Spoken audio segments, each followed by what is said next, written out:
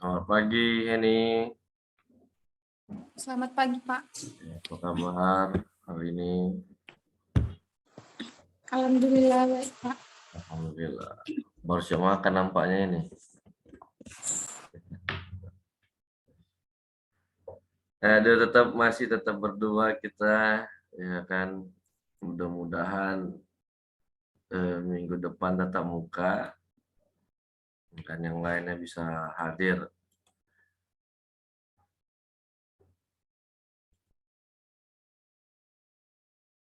Di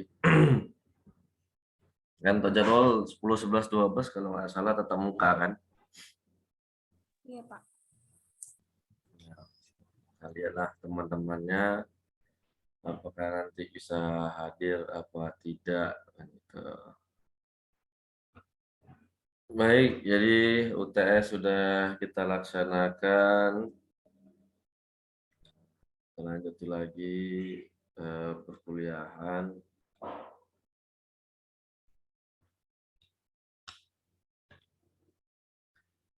Saya share bentar untuk materinya.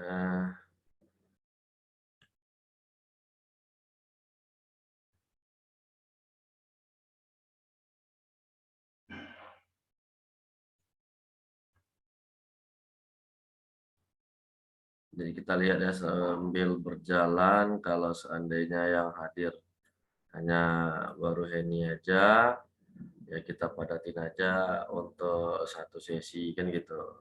Artinya 40 menit pertama inilah kita sudahi kan gitu. Nanti kalau agak ya, 5 orang yang hadir semuanya, baru nanti kita lanjutin sesi kedua, karena saya belum buat lagi berlangganan di Zoom.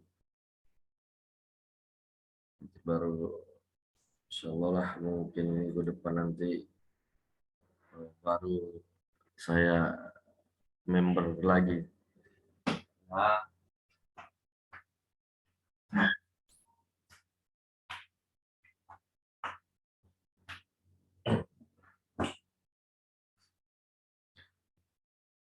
baik, jadi pada materi pada hari ini kita akan mengkaji tentang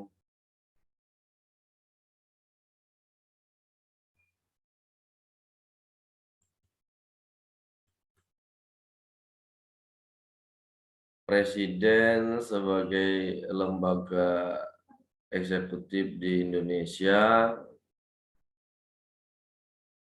dan bagaimana lembaga eksekutif di daerah. Itu. Sesuai dengan Undang-Undang Dasar Negara Republik Indonesia 1945, kita sudah sama-sama memahami bahwa negara kita merupakan negara kesatuan yang disebut dengan republik, dan pemegang hak kekuasaan sebagai kepala negara dan kepala pemerintah adalah presiden. Ya kan? Nah, di mana lembaga eksekutif itu merupakan suatu lembaga yang diberi kekuasaan untuk melaksanakan undang-undang, kan gitu dah sama-sama kita pahami. Nah, kedudukan lembaga eksekutif dipegang oleh kepala pemerintahan. Jadi pelaksana daripada undang-undang itu merupakan pemerintah. Nah, dipegang oleh presiden karena negara kita mengatakan demikian. Nah, kalau negara lain pelaksana daripada undang-undang seperti di beberapa negara Eropa ataupun sistem monarki seperti Malaysia khususnya, kekuasaan pemerintahan itu dipegang oleh Perdana Menteri, sedangkan kepala negara dipegang oleh raja, kan itu dia. Nah, jadi kalau kepala pemerintahan itu merupakan urusan ke dalam, pelaksanaan kekuasaan dalam urusan ke dalam, artinya membenahi struktur internal yang ada di negara tersebut, atau memberikan kesejahteraan bagi masyarakatnya. Nah, sedangkan dia kalau kepala negara adalah hubungan keluar, melaksanakan tugas mempertahankan kedaulatan negaranya, melakukan hubungan-hubungan kenegaraan dengan negara-negara lain. Dan itu jadi mempertahankan jati dirinya, termasuk tidak terlepas kepada budaya yang dimiliki oleh negara tersebut. Nah, jadi bisa dibayangkan bagaimana tugas presiden itu yang cukup padat, karena di samping sebagai kepala negara, dia juga sebagai kepala pemerintahan.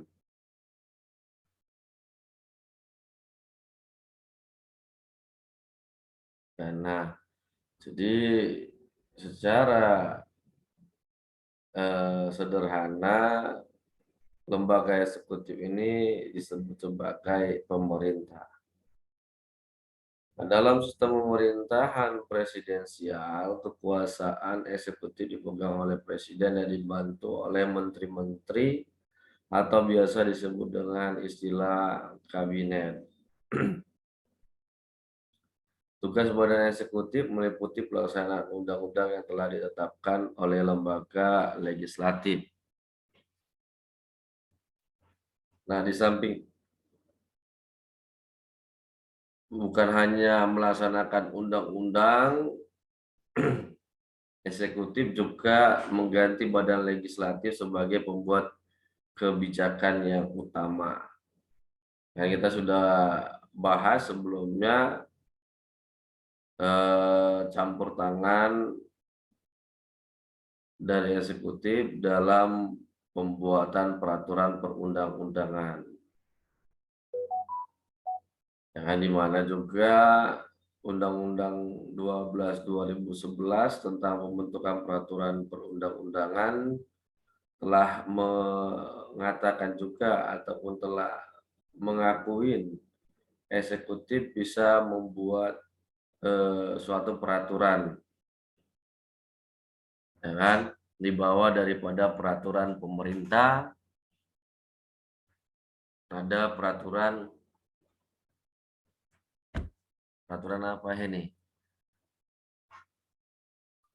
Kenapa, Pak? Nah, di bawah peraturan pemerintah ada peraturan apa? Berarti peraturan perundang-undangan.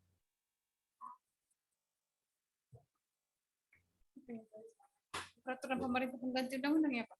Perpu.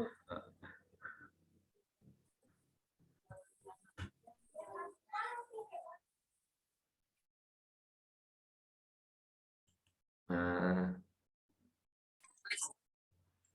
lupa.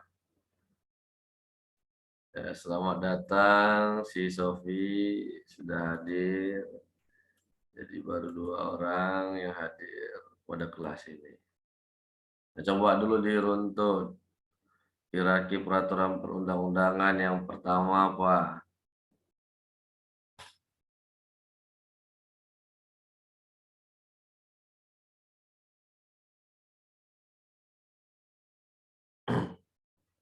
Yuk, hierarki peraturan perundang-undangan. Yang pertama apa Yang dia? pertama, Undang-Undang Dasar 1945, Pak. Ya, terus yang kedua, Ketetapan MPR. ya, yang ketiga,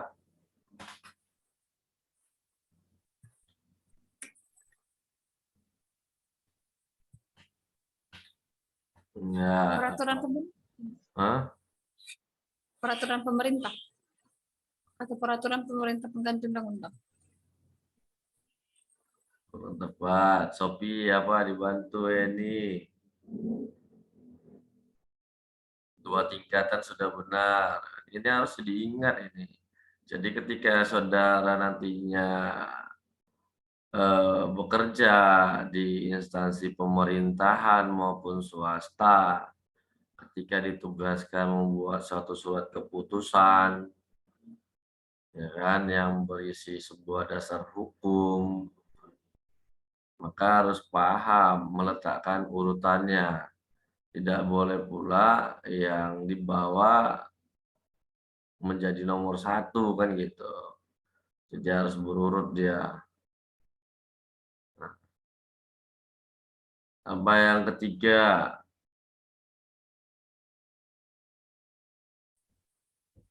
Undang-undang atau peraturan pemerintah pengganti undang-undang.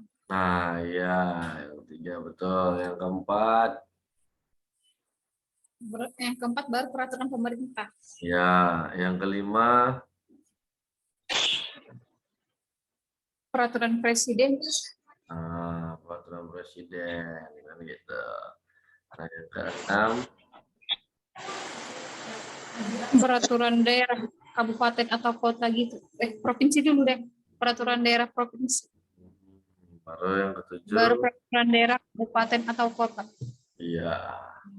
Nah, jadi dari ketujuh tingkatan yang paling utama di dalam Undang-Undang 12 2011 dapat kita lihat dengan adanya peraturan presiden tadi.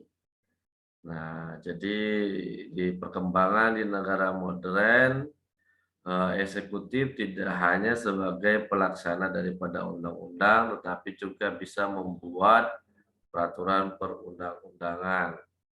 Gitu. Namun kedudukannya tetap di bawah daripada konstitusional kita ataupun hukum dasar kita, yaitu Undang-Undang Dasar. Nah, selain itu kan juga undang-undang bisa bersumber dari presiden, sehingga presiden juga dapat ikut dalam pembahasan undang-undang. Hal ini juga kita bisa lihat ketika RUU tersebut telah disepakati dan disetujui bersama, maka yang menandatangani rancangan undang-undang tersebut untuk disahkan menjadi undang-undang adalah presiden, kan gitu ya. Kemudian barulah presiden mencatatkannya di lembaran negara dan tambahan lembaran negara. Nah, seperti itu. Dan jadi sahlah suatu undang-undang tersebut. Nah, kenapa eksekutif dapat menggantikan fungsi legislatif dalam membuat kebijakan? Karena hal ini dipengaruhi oleh konsep sistem presidensil yang mengedepankan fungsi presiden sebagai badan eksekutif dalam pelaksanaan kebijakan untuk mencapai kehidupan masyarakat yang sejahtera. Nah, maksudnya ketika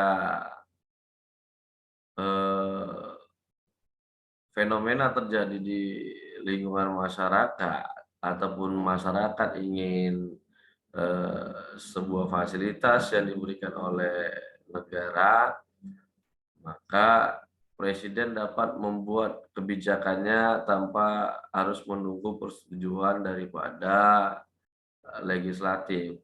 Karena kita sama-sama mengetahui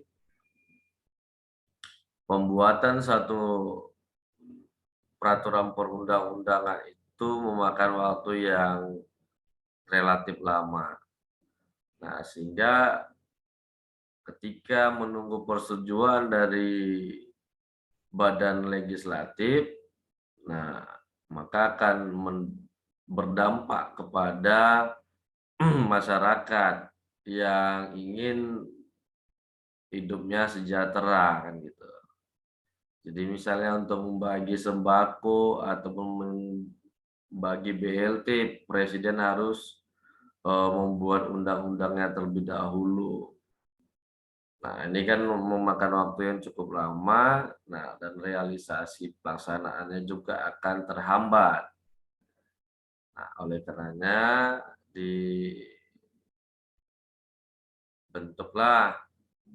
diberikanlah kebijakan kepada presiden dalam membuat peraturannya tersendiri. Setelah disebut dengan peraturan presiden, bahkan bisa membuat undang-undang dalam keadaan mendesak, kan gitu. Tadi yang disebut dengan peraturan pemerintah pengganti undang-undang yang memiliki jangka waktu 1 tahun sejak dibuatkannya Perpu tersebut, maka DPR harus membahasnya di sidang paripurna apakah Perpu tersebut dapat dilaksanakan lagi atau tidak. Apabila masih bisa berlaku, maka Perpu tersebut akan dijadikan sebagai undang-undang. Nah, apabila tidak, maka akan dibuat undang-undang tentang pembatalan daripada Perpu tadi ataupun peraturan DPR untuk membatalkan Perpu tadi. Nah, sistem pemerintahan presidensil memiliki beberapa karakteristik yang mendasar.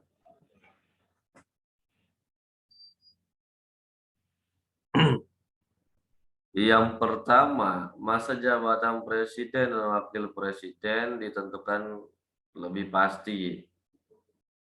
Ada beberapa negara dia 4 tahun dan sedangkan kita adalah 5 tahun. Sehingga presiden dan wakil presiden tidak dapat diberhentikan di tengah masa jabatannya karena alasan politik. Nah, kita sudah membahas bagaimana tugas daripada MPR dalam memberhentikan presiden atau wakil presiden. Ada alasan-alasannya ketika presiden melakukan tindak pidana 5 tahun ancaman hukumannya, kemudian melakukan makar, kemudian sakit yang berkelanjutan ya, sehingga tidak bisa melaksanakan tugasnya. Tetapi kalau karena alasan politik, nah itu tidak bisa. Kenapa? Karena ketika presiden sudah menjabat, dia terlepas dari partai politik yang mengusungnya. Jadi dia bukan petugas partai seperti kata ibu itu. Ya kan, ibu yang punya banteng itu. Nah, katanya kepala daerah atau presiden itu petugas partai. Ya kan, jadi salah. Presiden ataupun gubernur, bupati, wali kota adalah pelayan rakyat. Bukan petugas partai kan gitu. Jadi walaupun partai politiknya nantinya dibekukan ataupun dengan alasan tertentu tidak bisa menjalankan organisasinya, maka tidak ada dampaknya bagi presiden. Nah, mereka hanya mengusungnya saja, bukan serta-merta sebagai pelaksana dari belakang dari apa yang dilakukan oleh presiden. Nah, partai politik hanya berkuasa di lembaga legislatif. Nah, itu. Di beberapa negara masa jabatan presiden dan wakil presiden dibatasi dengan jelas. Seperti di Indonesia hanya dapat menjabat selama 2 periode. Kabinet berada di bawah presiden dan bertanggung jawab kepada presiden. Presiden tidak bertanggung jawab kepada parlemen karena presiden tidak dipilih oleh parlemen. Ini merupakan implikasi dari sistem pemilihan langsung terhadap presiden.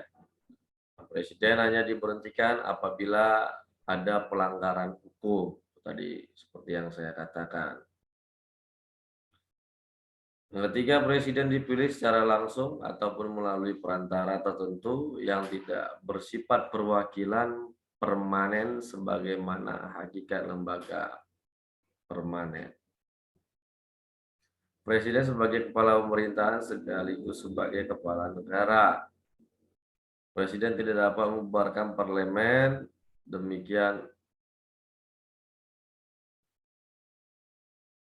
juga sebaliknya.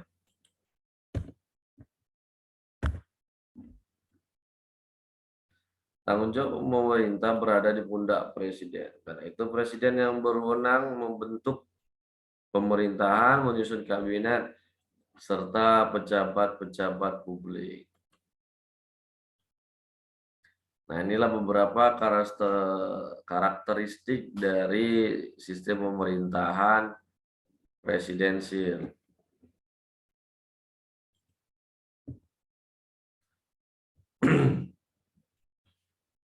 Nah, sebelum amandemen Undang-Undang Dasar, Presiden dan Wakil Presiden dipilih oleh MPR dengan suara terbanyak. Namun setelah amandemen, Presiden dan Wakil Presiden Republik Indonesia dipilih secara langsung oleh rakyat melalui pemilihan umum. Dan dapat dipilih kembali hanya untuk 1 kali masa jabatan. Nah, jadi sepanjang Undang-Undang Dasar belum dirubah dan nggak mungkin bisa dirubah untuk mengubah pasal 6A ayat 1 ini. Dan pasal 6A ini nanti bisa membuat unjuk rasa besar-besaran lagi seperti yang kemarin kan. Karena hanya untuk 5 tahun dan dapat dipilih 1 kali lagi. Artinya 2 periode. Apa tugas MPR terhadap eksekutif?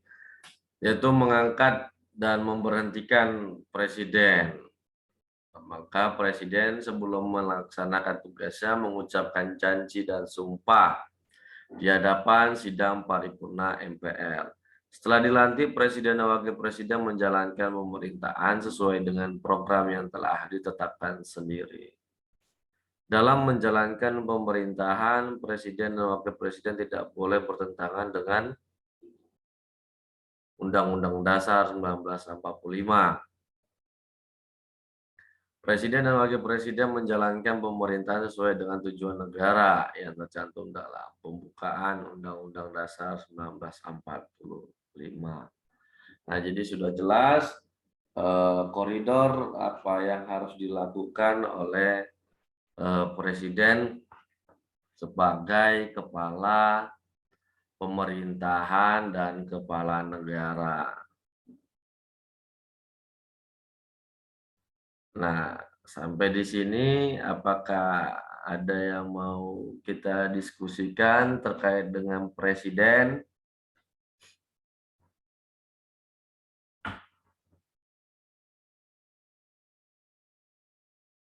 Mana Sofi, Namira?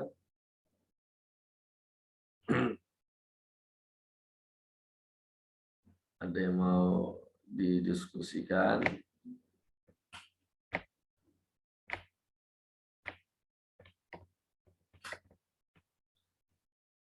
Tony wajah-wajah yang baru bangun tidur nampaknya ya kan.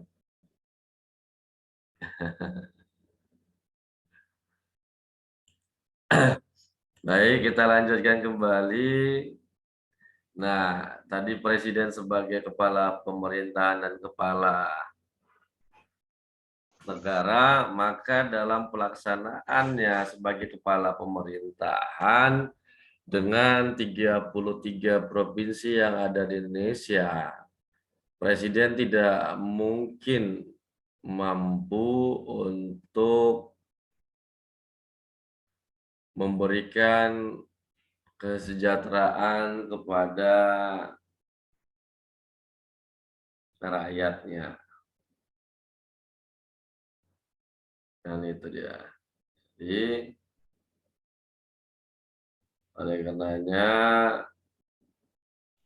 Presiden memberikan sebagian kekuasaan yang dimilikinya kepada kepala daerah sebagai pemerintah, wakil pemerintah di daerah. Jadi tidak akan mungkin ataupun mampu dia untuk melaksanakannya. Maka tiap hari atau sebulan di Pulau Sumatera, Pulau Kalimantan, 3 bulan. Akhirnya pelaksanaannya tugasnya sebagai kepala negara tidak akan bisa terlaksana dengan baik. Kan gitu dia. Nah, maka ada melalui desentralisasi memberikan sebagian kekuasaan oleh pemerintah pusat kepada pemerintah daerah. Nah, sesuai tadi Undang-Undang Nomor 12 Tahun 2011 di hierarki nomor 6 dan nomor 7 sudah membuktikan adanya pemerintahan di daerah sebagai perpanjangan tangan pemerintah pusat, dalam hal ini presiden. Nah, Indonesia sebagai daerah kepulauan yang dibagi atas daerah provinsi dan daerah provinsi dibagi lagi atas daerah kabupaten kota, memberikan kewenangan kepada masing-masing daerah untuk melaksanakan sendiri kegiatannya sesuai dengan apa yang diinginkan oleh rakyatnya. Nah, sebagai daerah otonom, daerah provinsi dan kabupaten kota memiliki pemerintahan daerah yang melaksanakan fungsi-fungsi pemerintahan daerah, yakni pemerintah daerah dan Dewan Perwakilan Rakyat Daerah. Kepala daerah adalah kepala pemerintah daerah baik di daerah provinsi maupun kabupaten kota, yang merupakan eksekutif daerah, yang sedangkan DPRD merupakan lembaga legislatif daerah. Nah, jadi kita sudah sama mengetahui untuk tingkat provinsi, kepala daerahnya adalah gubernur. Untuk tingkat kabupaten kota, kepala daerahnya adalah wali kota maupun bupati. Nah, gubernur, bupati, dan wali kota masing-masing sebagai kepala pemerintah daerah provinsi, daerah kabupaten, dan daerah kota ya, yang dipilih secara demokratis. Pemerintah daerah menjalankan otonomi seluas-luasnya kecuali urusan pemerintahan yang oleh undang-undang ditentukan sebagai urusan pemerintah pusat. Nah, berdasar ada pembaruan lagi di pemerintah kabupaten, ya kan? Di tingkat desanya ada pemilihan secara langsung, kan, terhadap kepala desa. Nah, kalau secara tata negara ataupun administrasi negara, kepala desa ini sama dengan lurah. Jadi dia tunduk kepada camatnya. Nama-namanya berbeda-beda gitu ya. Kalau di beberapa daerah kepala desa ya ada disebut dengan pengulu. kan gitu. Kemudian ada kepala desa. Nah, ada kalau di Aceh ya disebut untuk kepala desanya kecil.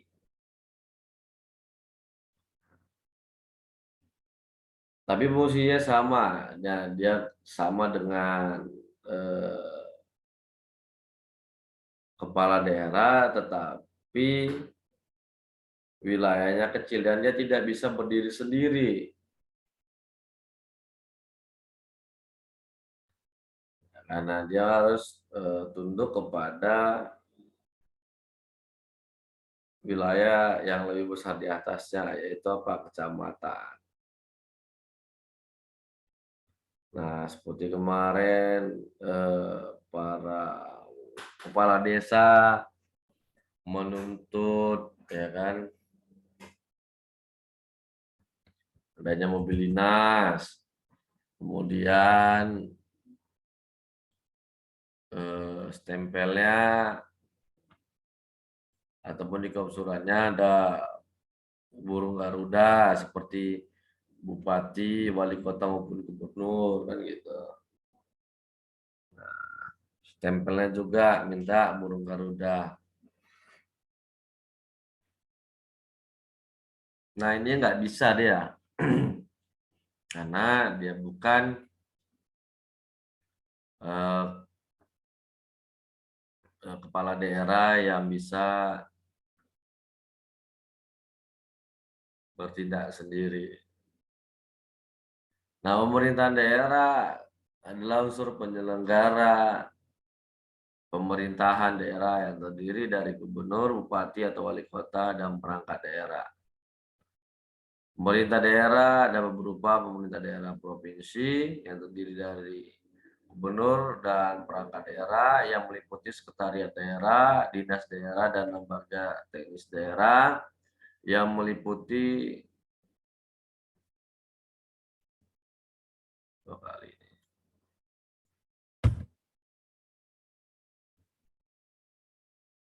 Nah, sedangkan pemerintah daerah kabupaten kota yang terdiri dari bupati atau wali kota dan perangkat daerah yang meliputi sekretariat daerah, dinas daerah, lembaga teknis daerah, kecamatan, dan kelurahan. Nah, kalau provinsi dia tidak ada kecamatan atau kelurahan. Nah, di kabupaten kota yang ada kecamatan atau kelurahan.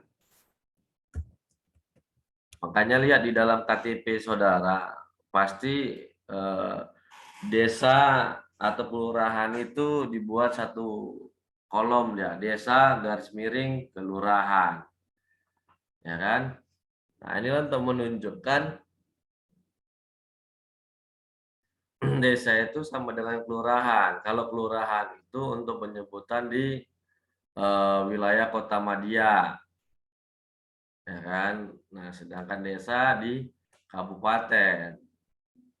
Nah, itu aja membedakannya.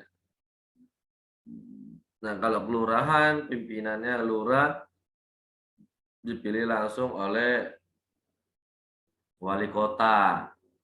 Sedangkan di desa, pimpinannya yang disebut dengan kepala desa dipilih langsung oleh rakyat. Itu dia. Jadi bisa di luar daripada aparatur sipil negara untuk menjabat sebagai kepala daerah. Sedangkan kalau dia kelurahan wajib bersumber atau berasal dari aparatur sipil negara. Tidak bisa dari swasta.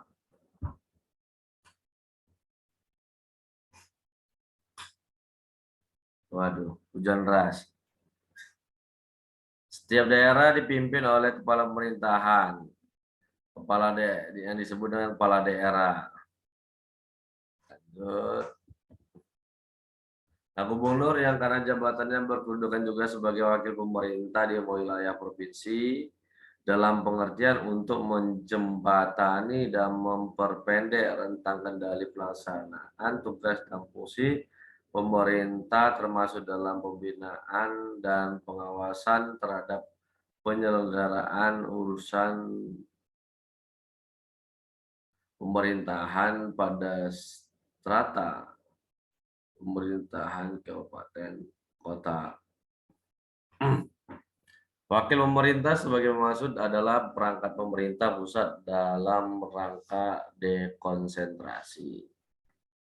Dalam kedudukannya, gubernur bertanggung jawab kepada DPRD provinsi. Yang tadi ada dinas-dinas lembaga teknis, kecamatan, kelurahan, untuk daerah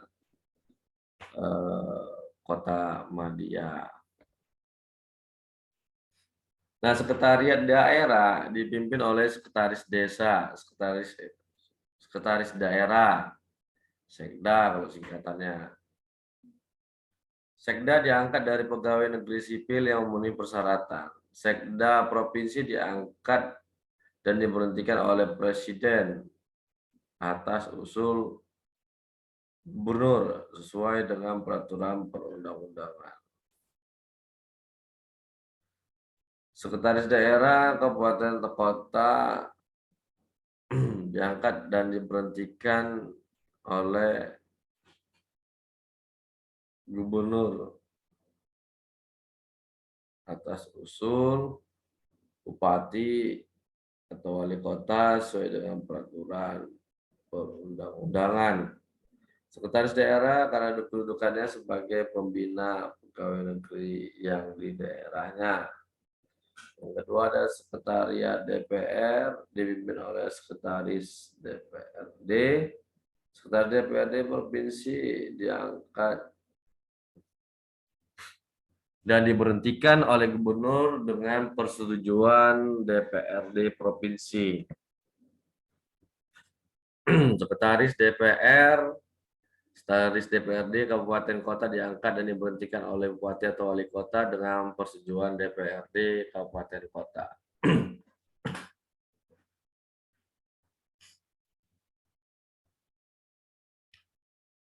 Nah, apa itu dinas daerah dan lembaga teknis daerah? Yaitu unsur dinas daerah, unsur pelaksana otonomi daerah. Dinas daerah dipimpin oleh kepala dinas yang diangkat dan diberhentikan oleh kepala daerah dari pegawai negeri sipil yang memenuhi syarat atau usul dari sekretaris daerah. Nah, lembaga teknis daerah merupakan unsur pendukung tugas kepala daerah dalam penyusunan dan pelaksanaan kebijakan daerah yang bersifat spesifik berbentuk badan, kantor, atau rumah sakit umum daerah. Mohon maaf ya, agak serak suara saya karena lagi batuk, jadi habis malam agak hilang lah. Badan atau kantor atau rumah sakit umum daerah sebagaimana dimaksud dipimpin oleh kepala badan, kepala kantor, atau kepala rumah sakit yang diangkat oleh kepala daerah dari pegawai negeri sipil yang memenuhi syarat atas usul sekretaris daerah. Nah, kecamatan dibentuk di wilayah kabupaten kota dengan perda kabupaten atau kota yang berpedoman pada peraturan pemerintah. Kecamatan dipimpin oleh seorang camat yang dalam pelaksanaan tugasnya memperoleh perlindungan 10 menit lagi untuk timing dari Zoom-nya. Dalam menangani sebagian urusan otonomi daerah. Camat diangkat oleh bupati atau wali kota atas usul sekretaris daerah dari PNS yang menguasai pengetahuan teknis pemerintahan dan memenuhi persyaratan sesuai dengan peraturan perundang-undangan. Kelurahan dibentuk di wilayah kecamatan dengan perda kabupaten kota yang berpedoman pada peraturan pemerintah. Kelurahan dipimpin oleh seorang lurah yang dalam pelaksanaan tugasnya memperoleh pelimpahan dari bupati atau wali kota. Lurah diangkat oleh bupati atau wali kota atas usul camat dari PNS. Nah, ini dia dari ASN yang menguasai pengetahuan teknis pemerintahan dan memenuhi persyaratan sesuai dengan peraturan perundang-undangan. Dan satu lagi, kepegawaian daerah pemerintah melaksanakan pembinaan manajemen pegawai negeri sipil daerah dalam satu kesatuan penyelenggaraan manajemen pegawai negeri sipil secara nasional.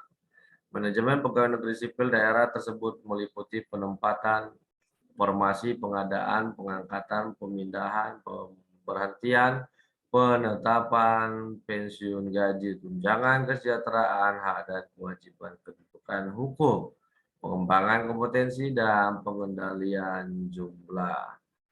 Inilah dia lembaga eksekutif yang ada di negara kita, dari pemerintah pusat sampai dengan pemerintah kabupaten, kota, ataupun provinsi. Nah, sampai di sini apakah ada yang mau kita diskusikan? Nah, saya mohon maaf juga suara agak serak ini. Jadi kalau ngomong lama-lama agak sakit juga dia. Bagaimana ini Namira sama Sofi?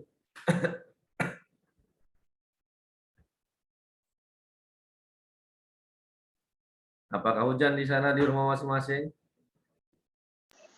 Hujan, Pak. Ya, jadi udah pas ini semuanya. Ada yang mau dibahas atau ada yang mau dicurhatkan?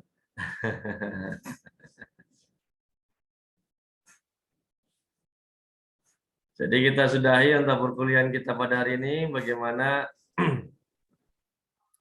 Mau nanya bentar, Pak. Nah, boleh silakan ini. Yang tentang tugas karya ilmiahnya, Pak. Yang Nah, itu spasinya 1,15 apa 1,5 ya, Pak? 1,5. 1,5. Dan misalnya kalau dibuat dalam bentuk jurnal, kan biasanya jurnal kayak satu lembar baru dibagi kayak 2 bagian gitu kan, Pak? Itu Boleh. terhitung Gitu. harganya. Ya, boleh satu lembar 2 apa ada layout kan? Boleh, mau satu layout pun boleh, nggak masalah. Baik, Pak. Terima Boleh, kasih. terserah. Mau 2 layout boleh, mau satu layout pun boleh. Artinya kan satu lembar itu bisa dibagi 2 dia kan, itu pun boleh. Mau satu full lembar pun nggak ada masalah. Nah, itu dia.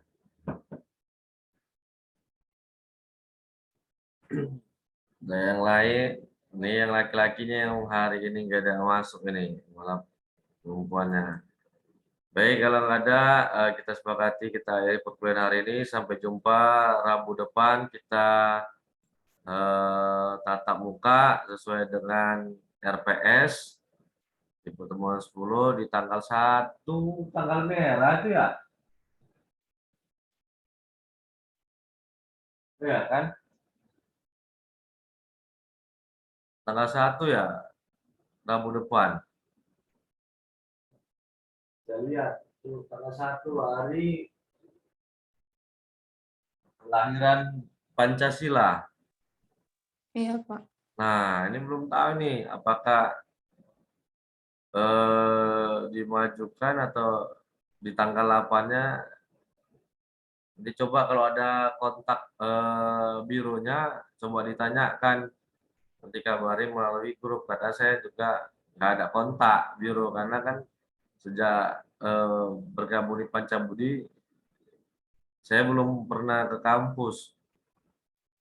Kalau kampus satu itu kalau tidak ada urusan yang dipanggil sama Pak Rektor. Nah, jadi ruang biro akademik juga saya sampai sekarang belum tahu di mana. Itu. Nah, hanya untuk ruang SDM dosennya aja yang saya tahu kan gitu di lantai 2. Tapi ruang akademik saya belum pernah masuk. Jadi nanti coba minta tolong saya tanyakan untuk tanggal 1 itu kan jadwalnya di RPS tatap muka. Nah, karena kalau tatap muka ini nggak boleh pula katanya diganti harinya. Nah, kalaupun ganti harinya harus lapor. Nah, ini kan karena tanggal 1 dia libur. Nah, apakah kita harus lapor atau secara otomatis nanti di tanggal 8 masuknya? Nah, nanti coba ditanyakan. Kalau memang sudah ada jawabannya, kabari saya via WA, mau japri langsung ataupun grup, nggak ada masalah. Kalau grup kan bisa terbuka, teman-temannya semuanya bisa mengetahuinya. Ya, oke. Terima kasih atas kehadirannya. Selamat melaksanakan aktivitas kembali. Assalamualaikum warahmatullahi wabarakatuh. Waalaikumsalam warahmatullahi wabarakatuh. Sampai